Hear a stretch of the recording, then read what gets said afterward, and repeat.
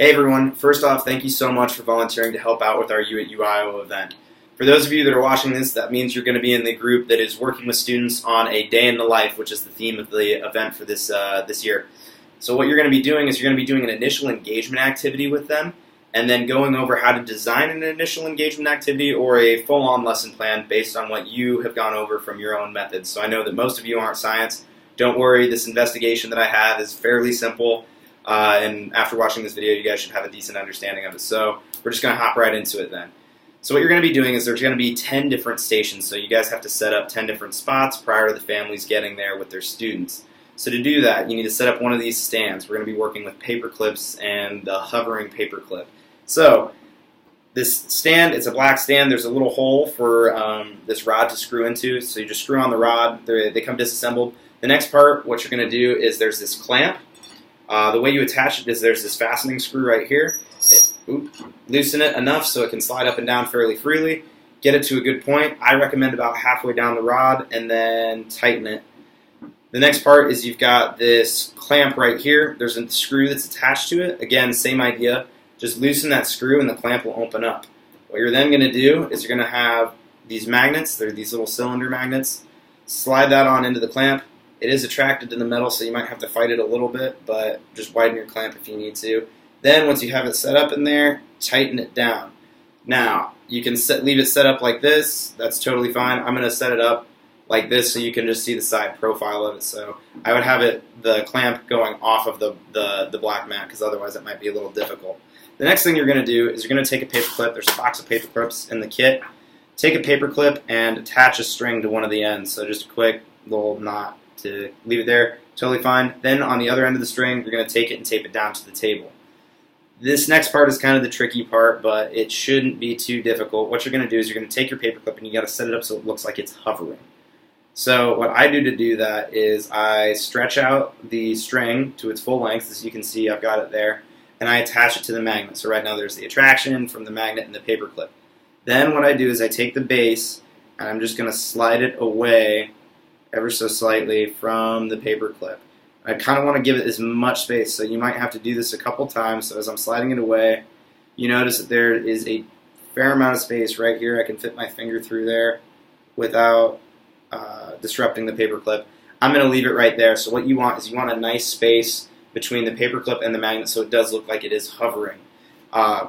It's really simple. So what happens if I go maybe a little bit too far? You can already see the paper clips kind of dropping a little. Okay, so that's too far. Just to reset from that, I stretch out the string like that. I'll reconnect it to the magnet and then just gradually pull it away until I find a decent spot, kind of remembering where it was. So right there is where I'm going to leave it. You can kind of see I've got some space right there. I touched it a little bit because I have chubby fingers. That's okay. It has to be just enough space so that we can pass these materials through. So that's the setup. The next thing you're going to have to do is on all of the tables you need to have these squares of different materials. The boxes are going to be included in the kit, so it should be fairly simple. What you do is you're going to take these squares and make sure that each table has around 7 of them. The big one that every table needs, though, is the iron. The iron is the most important one because we're going to be asking 2 big questions to our students. The first one being, what material when passed through causes the magnet to fall? And the next question then being, why does it cause that? If they're high speed and they figure it out pretty quick. So the answer, I'm sorry to ruin it for you, but the iron is the only one that should break up the attractive force between the magnet and the paper clip. But if your students don't know that, that's why we want to include a variety of other materials. So there should be enough for plenty. What I recommend to just maybe if you want to try and confuse them, so a lot of preconceived notions is that that magnets are attracted to metals. So give a variety of the metals. There's also granite, so some people think that because the granite's so thick, it's going to break up the attractive force. We also have lead, and people know that that's what's used when they go get x-rays, so it's a sturdy metal, or it's a thick metal, I should say, and so maybe they think that'll break it up. So give a wide variety. I would say at least 6 other materials, but for sure they need to have the iron there, otherwise this isn't going to work. So thankfully, there's enough. I got at least 10 right here, so I know you guys are going to be good. Set those up, and then once the families come in, you're going to go through the the investigation with them. So quick, give a brief introduction of yourself, name, what you're studying, where you're from, and then tell them that they're going to get into this investigation, explain what they're going to do. So what you're going to do is then everybody's going to have these materials. They're then going to take the materials, make a prediction, pass it through, and see what happens. So for instance, I've got fiberglass right here. I don't think it's going to break up the attractive force between the magnet and the paperclip. Sure enough, I'm right. I get the lead. I think, ooh, lead's pretty dense. I think it is going to break up the attractive force. I put it through. Whoa, wait a minute, that's not right. I guess I'm wrong. And then I have iron. I think iron, magnets like iron. Oh, wait a minute, it just fell. So then if they need to, show them how to reset it. You guys will be with them. It's not too difficult if they don't move it. But then basically give about 5 minutes for this because I imagine families are going to get through it pretty quick. But the conclusion is that iron is the one thing that does it. Then you can have them stop and be like, this was an example of an initial engagement activity for a lesson. So what we're now going to do is, based on your discipline, we're going to meet with you and talk about how could you design an initial engagement activity or even a full-on lesson outline for your study. So if you're in elementary ed or science, you could totally use something like this. If you're not, that's totally fine.